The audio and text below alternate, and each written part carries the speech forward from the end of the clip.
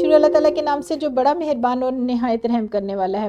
السلام علیکم پیارے بچوں، کیسے ہیں آپ سب لوگ؟ مجھے یقین ہے صحت مند اور تندرست ہوں گے جہاں بھی ہوں گے۔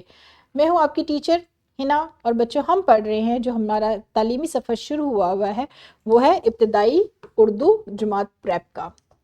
کل ہم نے پڑھا تھا سبق نمبر 1 میرا تعارف، اور اس میں ہم نے کون سے حاصلات تعلم سیکھے تھے؟ سننا، بولنا اور پڑھنا، یعنی سن کے جواب دینا، سننا اور اس کے بعد پڑھنا۔ آج ہم نے کرنی ہے اس سبق کی مشق۔ پھر بچوں آپ کو بڑی مزے مزے کی تصاویر نظر آ رہی ہیں۔ آپ نے کیا کرنا ہے؟ آپ کی ٹیچر آپ کو بلائیں گی اپنے پاس۔ آپ نے سب سے پہلے تو بتانا ہے آپ کو یہ والی تصویر بڑی اچھی لگ رہی ہے، یہ والی تصویر اچھی لگ رہی ہے، یہ والی اچھی لگ رہی ہے۔ ان تینوں میں سے کون سی تصویر آپ کو بہت پسند آ رہی؟ یہ والی تصویر آپ کی کتاب کا حصہ نہیں ہے۔ آپ نے اپنی کتاب کی تصاویر دیکھنی ہے جو کہ 3 ہے۔ اس میں ایک بچہ کرکٹ کھیل رہا ہے، 3 بچیاں اسکول جا رہی ہیں اور 2 بچے جو ہے کتاب پڑھ رہے ہیں۔ آپ نے ان تصاویر کو دیکھنا ہے اور ان تصاویر کے متعلق آپ نے بتانا ہے کہ آپ کو کیا نظر آ رہا ہے، آپ کو کیا سمجھ آ رہا ہے۔ ایک بچہ کرکٹ کھیل رہا ہے، ایک بچے کے ہاتھ میں گیند ہے، ایک بچہ ہنستا ہوا ان کو دیکھ رہا ہے۔ یہ ساری باتیں آپ نے ان کو اپنی کس کو؟ اپنی ٹیچر کو بتانی ہے۔ ٹیچر کیا کریں گی؟ آپ کی سادہ جملوں میں طلبہ سے تصاویر کے بارے میں اظہار خیال کروائیں گی۔ یہ کام استاد صاحب کا ہے۔ جو بھی جماعت میں استاد ہیں وہ ایک ایک بچے کو اپنے پاس بلائیں، تصویر دکھائیں اور تصویر سے متعلق ان سے اظہار خیال کروائیں۔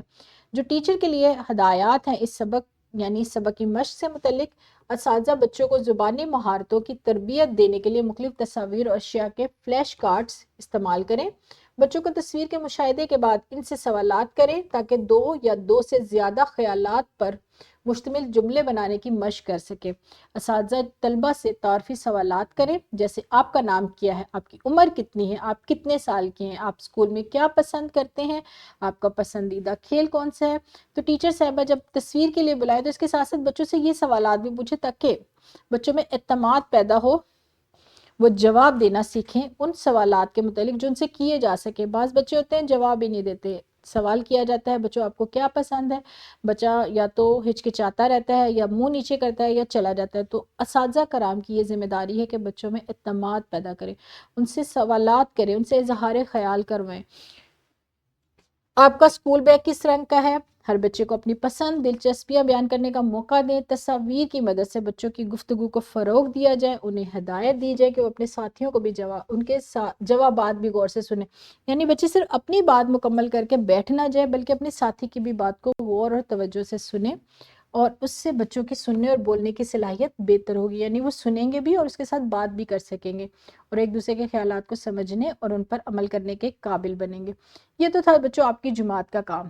اس کے ساتھ ساتھ آپ کو ایک ورک شیٹ بھی ٹیچر دیں گی، آپ نے گھر جا کے کیا کرنا ہے؟ یہ بڑی پیاری سی نظم ہے، یہ آپ نے یاد کرنی ہے، اپنے امی ابو کو بھی سنانی ہے اور اگلے روز آ کر اپنی ٹیچر کو بھی سنانی ہے۔ میں چھوٹا سا ایک لڑکا ہوں پر کام کروں گا بڑے بڑے، جتنے بھی لڑکی لڑکے ہیں میں سب کو نیک بناؤں گا، سب آپس میں مل جائیں گے، جو رہتے ہیں اب لڑے لڑے میں 4 طرف لے جاؤں گا۔ اقبال نے جو پیغام دیا، میں ہی وہ پرندہ ہوں جس کو اس نے شہباز کا نام دیا۔